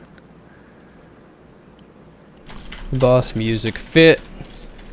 Club was silly, but we kind of liked silly? Question mark? Yeah. The rest of the game was fitting, mostly ambient sounds. Never ruined the experience. No Space Country. Even though the first game had Space Rock. Space Rock, less offensive than Space Country. It was kind of country rock, but it was fine. I liked the way they used it. It wasn't just blaring randomly on a ship. It was playing in established safe rooms. Where you're like, okay, I get it. This is all built up and established and still running and working, and this is the like people's resting area. That's fine. It kind of makes sense to have music playing there. And the way it worked in the first game was you can suddenly hear that music faintly, and you're like, Safe room. there's a safe room nearby. And you were just so happy to hear that music. It was like the humming of the map guy in Hollow Knight. Hollow Knight. Yeah. You hear Or that, you're like, there's a map nearby, I want that map. I've been looking for this map, I need that map, where's my map guy? Or the shopkeeper in the rhythm game where you hop around in a dungeon to the beat. I know the game you're talking about, but I can't remember the name. Necrodancer. Yeah. Crypt of the Necrodancer. Yeah. Love that game. Voice acting, I think was okay. Yeah, I'd give it an okay for the most part. Kind of cheesy, but the Yeah, some game of the story was kind of cheesy, so it kind of fit. some of the side quest stuff it's a bit weird. But I think it's also just sometimes the writing for those side stories are just a bit weird in general. The game's a bit weird in general. Yeah. Oh, It's consistently interesting. weird, This was a Vulcan game. Yeah, Vulcan only. I didn't even realize that. That's probably why its render pipeline looks so weird, because Vulcan's really hard. Yeah, they're still not used to it yet. Yeah, you got to do a lot of ground up stuff, and a lot of decisions you make later on are gonna be harder to go back and change.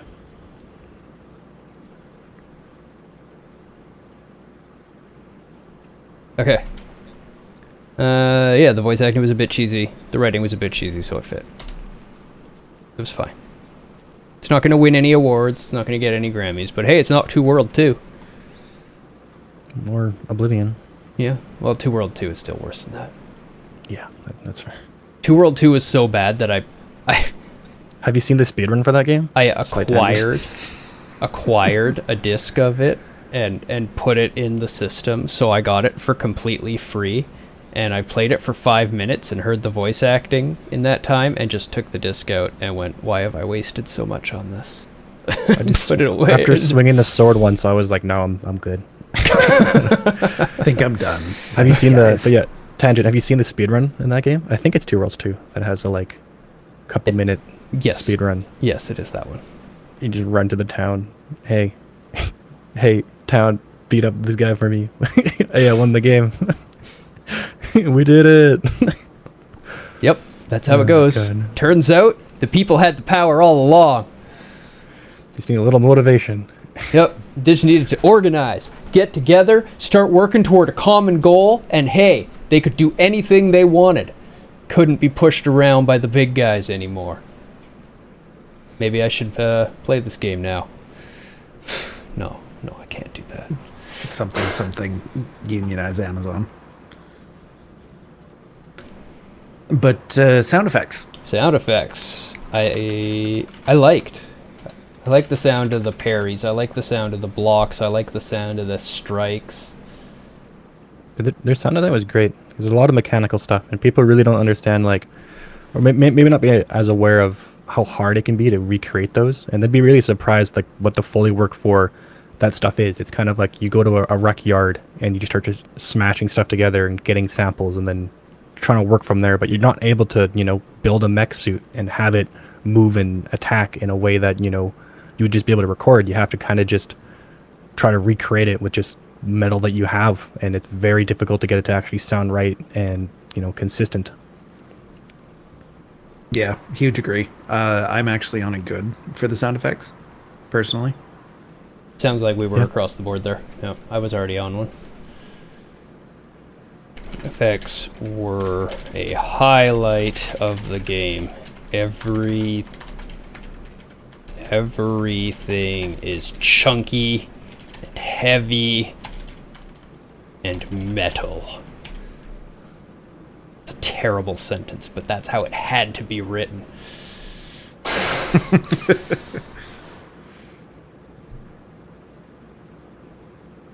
So AI. Sounded great, period. I rather enjoyed their combat behavior. The bosses are definitely better handled than the first one. That's for sure. They've learned a lot about making a boss, but that goes more to mechanics than behavior of the boss. I think the behavior of the bosses is pretty good, fairly similar across. I mean, the first boss was pretty boring, but the second boss was quite interesting in the first game. Same with the third boss. Yeah, the first boss in the first game Weak made point. me go, no. Yeah, and it's a shame because that is such a weak point boss. It really is. It really, really is. It's not a good boss to start with. But the behavior. The behavior. It's Behavior in the second game, I would say overall is pretty good. Yeah, they come at you with a variety of different attacks. They come at you with different timings. They come at you from different locations. They come at you from the side, behind. There's They no, certainly like, don't wait for the lining up. camera to be facing them. No, they don't. They do not care at all. They want to murder you, and they come at you with that intention. They'll come at you in packs. They will not wait for you to be done what you're doing. So know your iframes, know where they are, and know where they aren't. Important lessons that you will learn. You will learn quickly. Because the moment that you don't know that it's there, they will take your head off. Yeah, I think I'm actually at a good. I was pretty happy with it. They never broke. I don't remember them having a lot of instances of like running into walls and not just coming up the stairs and attacking me. So, I have a hard time giving most games a good I under understand AI. that. Just because of the context of like Doom Eternal and how well it was done. and everything just kind of pales in comparison to how they dealt with enemy AI and difficulty scaling. There is no difficulty scaling in this. Something to consider. Yeah, that's true. But at the same time, I would put this at like better than Dark Souls 1 enemy AI. Which is very But- simplistic, just enough to get the job done. Yeah. But I don't know if I would put it like on the same level as Doom Eternal. But is Doom Eternal the bar, or did Doom Eternal just shoot over the bar? Well, in shooting over it became the bar. But does that mean there's only one game that can ever have a good? And every game that ever gets a good then makes every other game just okay? No. There are ways to do it better, but like there's a lot of time in the Surge 2 where Maybe we should stop talking about the games for a second, and let's forget about the games. What would constitute a good enemy behavior in a Souls-like? fluid movement, repositioning, and not allowing big lulls. I would say it does that. I would disagree on positioning and on lulls. The only There lulls... were a lot of lulls in the combat. The lulls are the lulls I created because they have a stamina bar too. So I'm baiting out attacks and forcing them to use their stamina so that I can create a downtime for them so that I can tear into them. That wasn't the experience I had when I played. There was a lot of just, okay, do something so I can parry you. Okay, so what's a good? What games are at a good in the Souls-like style? Let's talk about that. For a third-person action game, I would say, and these aren't specifically Souls-like. Okay, let's not talk about Souls-likes then yet. Just but I would third-person say- action. What are we talking enemy behavior standards? Stuff like Devil May Cry 5. Anything I've Stuff played? like I mean Ninja Gaiden to an extent. Like there's very few lulls in that game because as soon as the enemy's AI is done, attacking or being staggered, it goes into, okay, where's my target? I'm gonna go get him. As opposed to just like the Assassin's Creed syndrome of my enemy's there. I'm gonna walk to the side. I'm gonna walk to the other side. I'm gonna walk to the same side again. And I'm gonna keep going this way. Okay, now I'm gonna attack. I'm gonna get him. And it's just kind of like, just attack already. Fallen Order, I think, did fairly well at this as well. They had a very good combat flow where, for the most part, enemies wouldn't just stop and pace around you. How about Neo 2 that you've been seeing? That's one with an actual stamina bar on all the enemies. The bosses definitely don't do it. The base enemies seem to be pretty good about not just being like, I'm gonna get him. Oh, I'm gonna get him. Yeah, the only time I really see them do that is when I've worked them out of stamina. Like, just let them swing their heart out and dodged and sidestepped, and now they're, oh, hey, I'm exhausted. Now I can't attack anymore. But if you're playing the game right, that shouldn't be a lull, because that's when you start attacking. So I guess that's a self-made lull if you're lulling there. That's your own fault. That's sure. Yes, I agree in the context of Neo 2. In the Surge 2, I would either run in, slide attack with a great sword and instantly obliterate them, or just be like, okay, well, there's 3 of them. I'm just going to wait for one of them to attack, and then I'm going to parry them and insta-give them with a great sword, because that's what I do. I guess, yeah, it was really more one-on-one a lot of the time, even with group. Though I don't know, because I do a lot of work to try to pull one away individually when I see groups. So I guess it's kind of hard for me to tell. Because I was using my drone a lot to just like peg one off the group and run away and deal with them on his own. But I remember getting overwhelmed time to time when there was more of them. I guess we can go with an okay for now. Okay. Yeah, it's definitely not bad. Not by any stretch of the imagination. I feel like it could have been done better, and I was able to give a couple examples of what I felt did better. I think it boils down a lot of times with AI, because it can be difficult because you need to tweak it to a point where if you have perfect AI, a game won't be fun. But you need to have something that's in the balance of believable, but still engaging, but still also have an organic feel to it. And I think it's a lot of these games, especially something like this, I think, if it had even a bit more granular eye, or even like more behaviors to it, may not have made it, a better experience. I think it still kind of fits what the game is to have the AI the way it is. I think if the enemies were a bit more aggressive and behaved a little bit better that way, then, because by thinking about it, my major feeling to my experience of playing the game was it was kind of easy. Yeah, it seems to kind of... Go ahead. They seem to kind of just walk up, and as Raider's saying, like, hit me with something, parry it, and you're dead. And they don't really seem to offer too much of a challenge, or they don't really seem to, really change up too much depending on what you're doing or what's happening, which is fine. Like, it's an action game. It's one of those things where it gets difficult to balance that in a game. Like, we'll go back to what we were talking about Yakuza, and it's a beat 'em up, right? If you have a AI which is going to, properly disengage or properly block and parry it, it's like, yeah, cool, it's a good AI, but is the game still going to be it's still going to be fun? Like, there's still degrees of having the AI be dumbed down a bit so it's easier. Doesn't always mean it's a bad thing.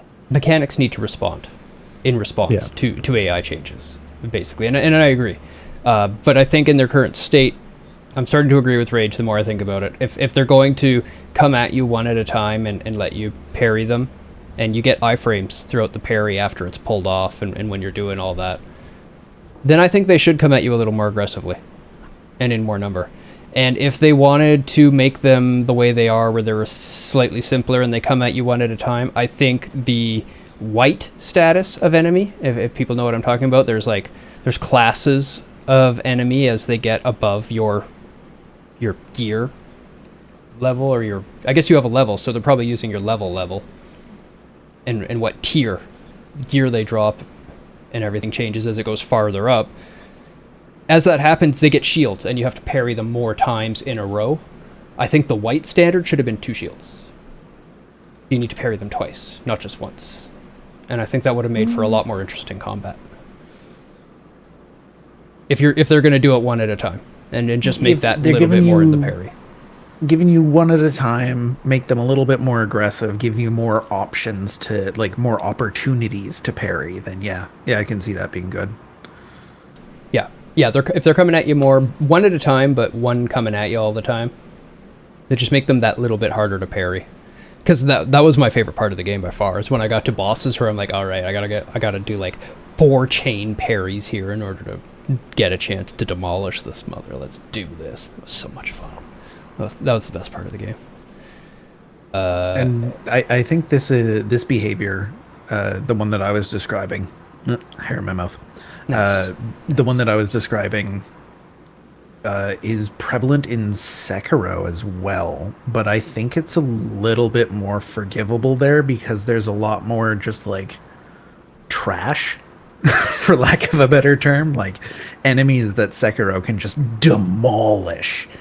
And like it's fine because that exchange is done like instantly, as opposed to the Surge where the combat is much more slow, much more methodical, and you have to spend a lot more time on each individual combat.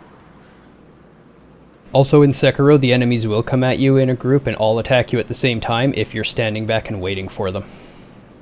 They'll all swing at the same time. If you're attacking one of them is when they don't, and I kind of like that behavior because it's kind of like oh my god, look at him wreck that guy. I don't want some of that. I don't want to be in here. And then afterwards, it's more like, oh shit, he's coming at me, and instantly they're just like, block, block, block, block, block. I really like the way the enemy behaves in Sekiro because of that. A lot of the enemies Deus fought could have been demolished quickly, but he focused more on letting them swing because he wanted to parry more. And that's not what I'm taking issue with. What I'm taking issue with is the enemy behavior of run up to you and then pace side to side for a bit and then attack. Basically what he's saying is I'm creating the lulls by sitting there and waiting, and I could have eliminated my lulls by using those openings to be more aggressive and just demolish the enemy. But at the same, well, I guess you can just attack and demolish the enemy and still cut the limbs off. I didn't have to wait for anything. Yeah. But parrying is really fun in that game. Yeah. Hold on. I got food here. You go. Ooh, food. The run up, stop, and pace is what I have issue with. Like that's the problem there, not the waiting to parry. Like if they ran up and immediately attacked all the time, cool. But if they run up and pace side to side, then it's like, man, why? It turns more into like the duel at the fencing at that point. It's more like the Assassin's Creed. Yeah, and just like in Assassin's Creed, your parry makes you invincible. Yeah. Surprisingly, I think it's only their approach, right? If they're going to run up, they should follow through. Otherwise, they should just, if they're going to be hesitant, they should, start off hesitant and slowly make their way forward, or maybe have some distance or something, right? And a little bit more behavior that way, rather than just the run up and then, okay, now I am in dual behavior mode and switch right to that pacing, rather than maybe starting it at the start or having them be maybe a bit more apprehensive or doing distance. Yeah, either start timid or start very aggressive and then shift into dual mode. Surprisingly, the forest has really good AI in that regard, where the things don't just attack you, they kind of feel you out first, especially in the start of the game when you first start, because they don't really know what you are. And they'll kind of go near you, feel you out, see what's going on, pace around, and sometimes run off. And other ones will just charge you and attack you and be hyper aggressive, and they just charge up. Or sometimes they'll faint and then back off. It's neat. But yeah, I think it's a big thing is if they charge at you, they should charge at you. They shouldn't just. And if they do back off, it should be more of like okay, I was trying to intimidate and it didn't work, and now I'm backing off, rather than it just being a consistent charge and then change state into now I am in, combat / duel, time to pace around and wait for either them to attack or wait for my timer to run out and I attack. Yeah, and that's problems. We've seen this problem in other 3D action games as well, specifically third-person ones, like Dark Souls. Very much happens in Dark Souls, but Dark Souls has the handicap of being from 2008. It's an old game. Yeah, and then AI is very, very expensive. So, overall, I do, like I said, I do really like it. It's just there's a couple things that hold me back from giving it a good. So, is what it is.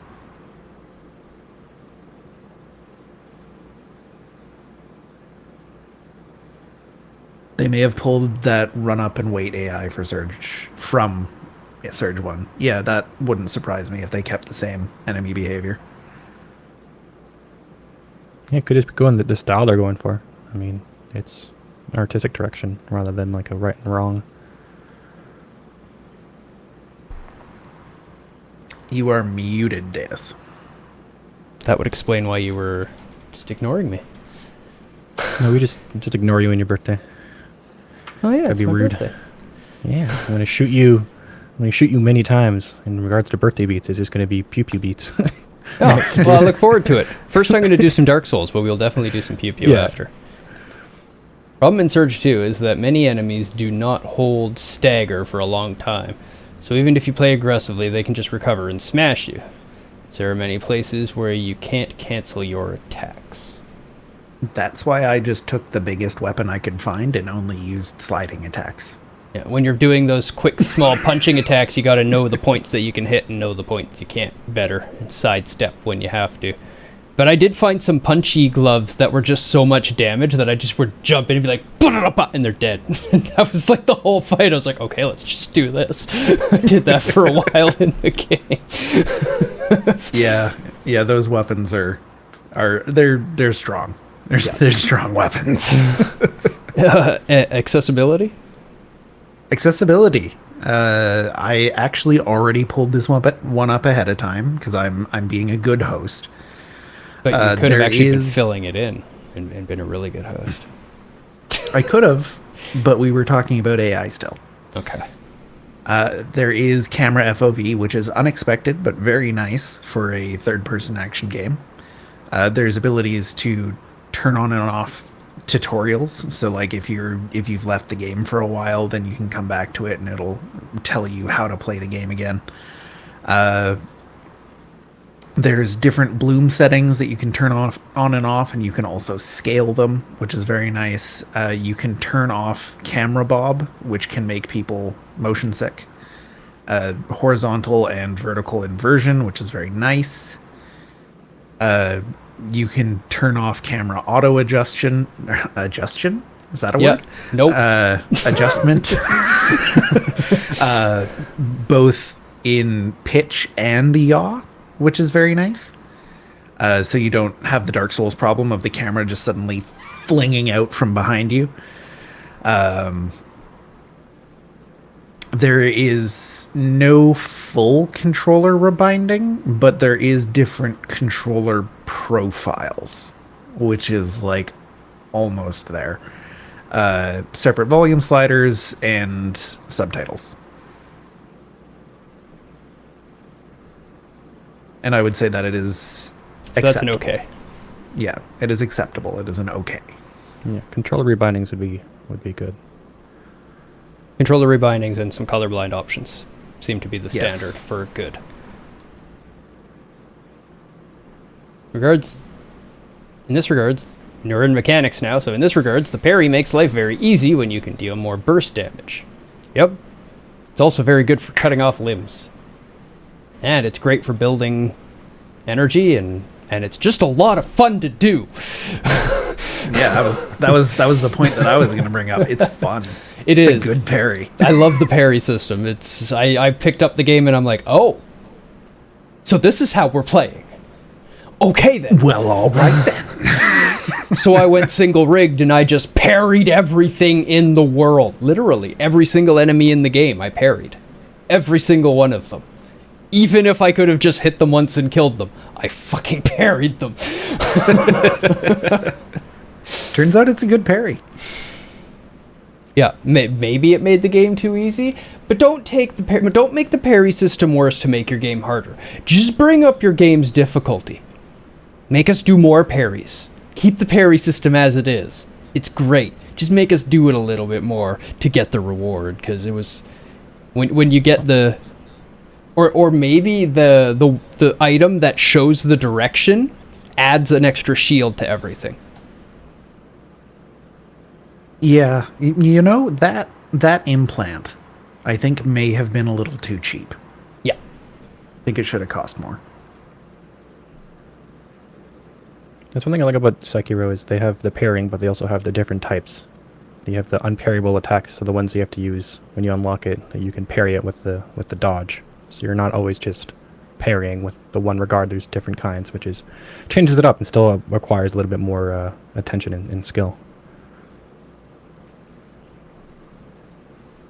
Yeah, you did. I had to press attack.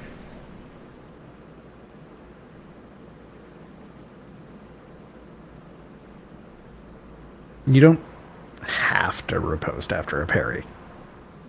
You should. It should be L2R1, but you don't have to. Yeah, it's the first attack after the parry that deals with the extra damage. You still have to do an attack in the Surge 2, and that is a riposte. Yeah. Same mechanic. It actually is. It's just you It's can just actually a do it. super fun way of doing it. Yeah, you can actually do it so fast in Dark Souls that you don't even notice it ever happened when you get good at your parries. There there is is. bonus damage on the first hit. There's a huge bonus damage on the first hit after you do the parry. It's like more than double damage. Huge. Destroys things.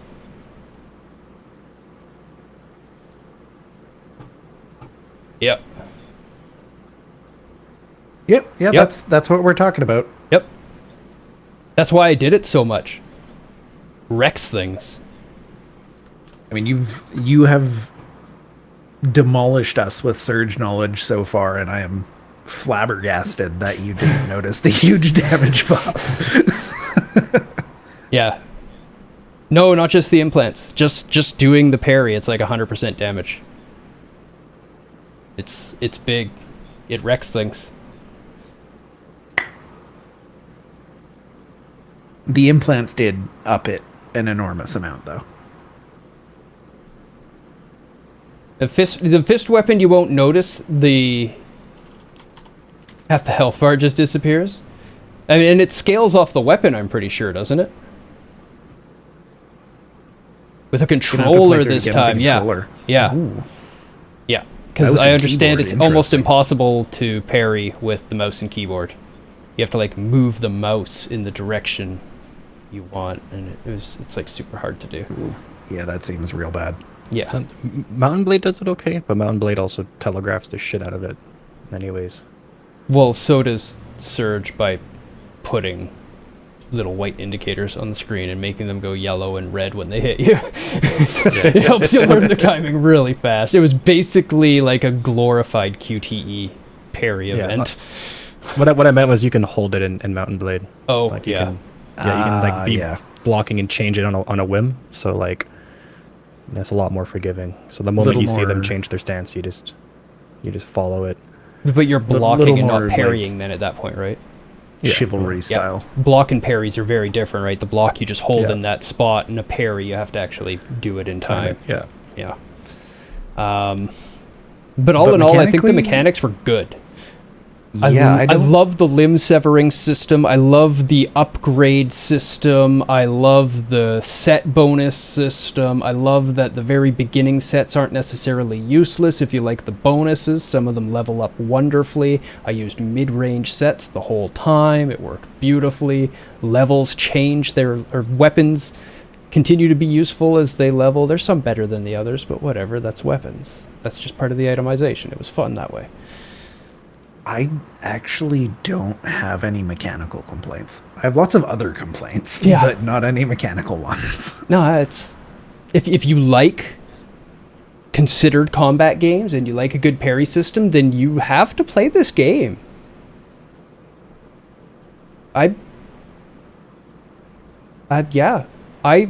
One complaint. Okay. The jump is pretty lame. He can't jump, but he's white. He's got super legs. He's got robot legs. They're white too.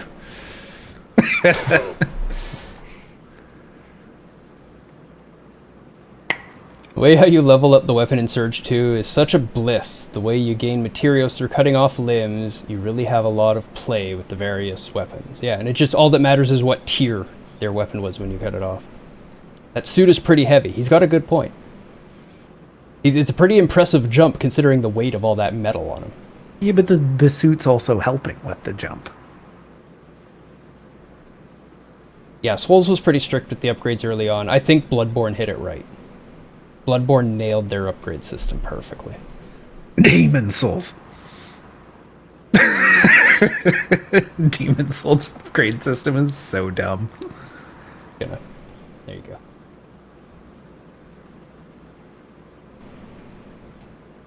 Oh. Bye. Get put in the corner for that one. The skeletons don't do a good job of boosting a jump. Apparently not. They could, but they I mean, didn't. it could be heavy too, I guess. But yeah, I think I'm at a good. I'm pretty at a good. Game real good mechanically. Wonderful parry system. Great limb sever system. I also Great really like the gear build system. upgrade system. Really liked the build system even. Really like the healing mechanic with charges. Yeah, reward you for doing well. Rewarding playing well. And if you don't play well, you can have a lot of charges and it doesn't fucking matter. They'll just knock your head off. Yeah. I didn't die a lot, but I died every time I made a big mistake. Just didn't make a lot of mistakes. Because it telegraphs things pretty well. It's not a hard game, but it still punishes you when you make a mistake. Dying is learning. It is.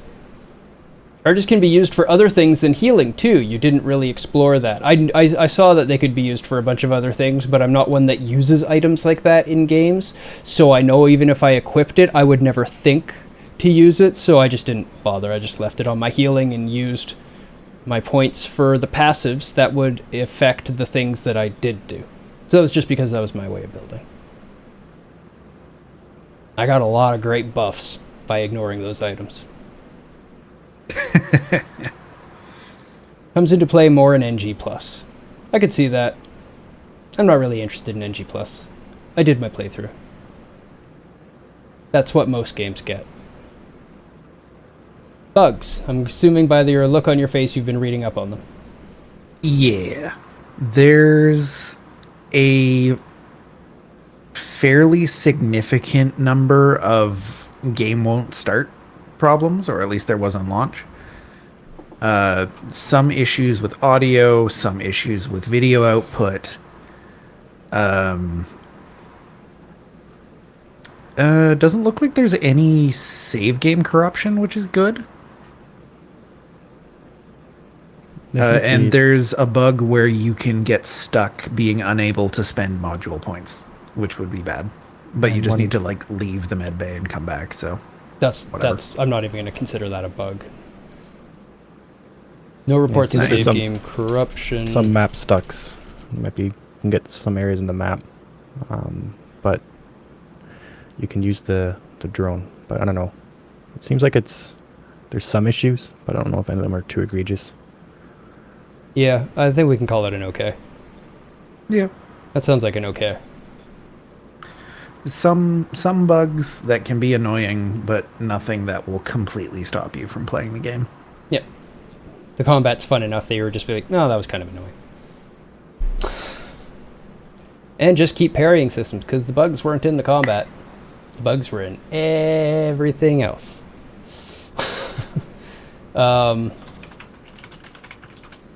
Is there even RNG? Loot tables? No, you're cutting directly right off of what you can see. You can But see what it there's is before you cut it off.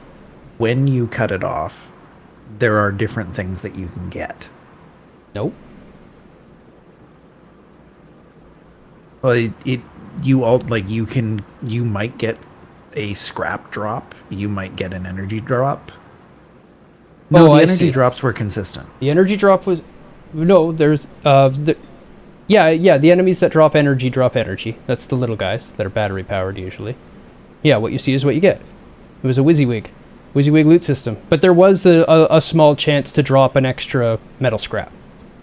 And that was it. I would say there is very minor loot tabling, and otherwise the use of RNG is great. Yeah, probably the most minor loot table I've ever seen. Otherwise, all drops make visual sense. Probably the most minor use of loot table I have ever seen. Otherwise, WYSIWYG.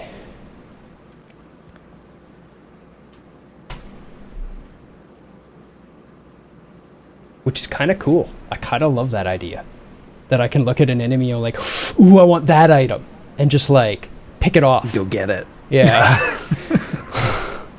And I think Control was good.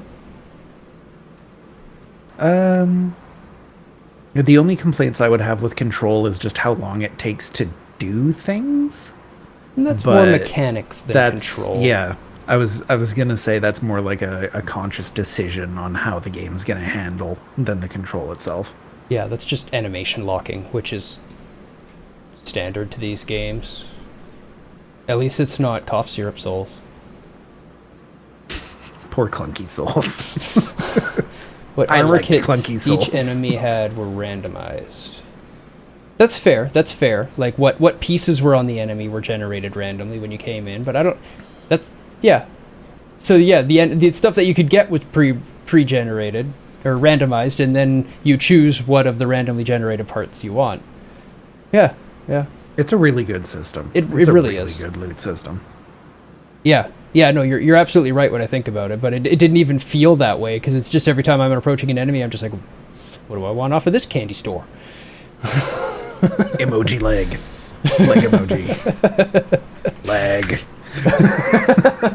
I still want to see a mod where he's just got a backpack full of limbs.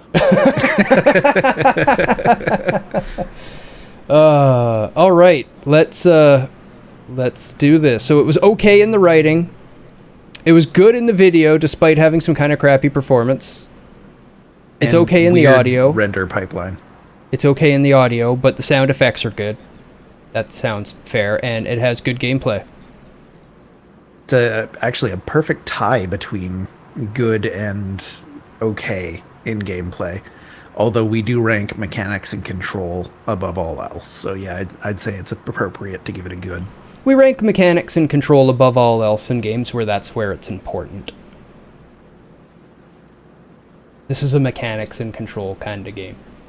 You're actively controlling your character all the time, and you're constantly in combat with mechanical solutions to everything. So yeah, those are pretty important. You gotta press them buttons. You must press the buttons in this game, and it does what you tell it to do. Control was never offensive, even though the jump sucks. At least as I was saying, when I was playing the game and we were talking about the jump sucking at that point, they knew their jump sucked and they didn't use it a lot. There's very few times you have to jump. Very few times you have to jump, but lots of opportunities to jump. Yep. Which was kind of weird. Yep. And doesn't do more. Huh? Yeah, the game does what you tell it to without just yes. continuing a long combo. Yes. Very little assumption. Thank you, Zelo. I hate assumption in my controls. The Witcher 3 is a terrible example of assumption. You can press the attack button and he will move 30 feet through the air and attack something. Now this seems great because you're like, well, yeah, I wanted to attack that thing. But then all of a sudden you're in a situation where there's something close to you and something far away, and I press attack and he decides to attack the one far away and runs the fuck away from whatever it was that I was just fighting. That was acceptable in like Batman Arkham Asylum because you're fucking Batman. Like You just jump right whatever. back, and it slows down. Yeah, I guess that's... I didn't like it in Batman Arkham Asylum either, though. It took all the satisfaction out of combat away from me. And then it got to, like, stealth sections, and I went... And I tried. Just recently I tried. Everybody always likes the Arkham games so much, and they win all these awards, so I went, damn it, I'm gonna like one of these games. I saw Val playing the new one. It looked cool. I like Batman. I like punching guys. I'm going to like this game. And I sat down with the first one that Rage really likes, and I played it for like an hour, and I went, I just don't want to play this anymore. Totally fair. So I installed the second one, like, I'm going to like one of these games, and I played it for like an hour, and went, it's kind of boring.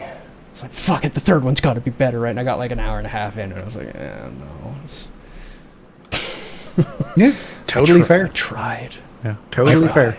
I still prefer the Shadow of Mordor series.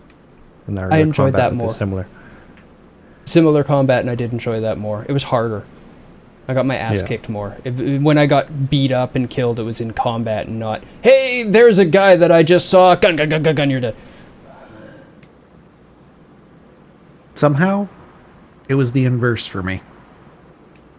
That's why we have a variety of games, isn't it? Gotta love that. And who'd have thought that I'd be like my brother? Weird. Anyway, I'm gonna go eat, and then I'm gonna come back and play some Dark Souls, and then we'll probably do some Pew Pew at some point, and I'd like to get some Risk of Rain in as well. Hopefully, maybe, because I do love Risk of Rain too.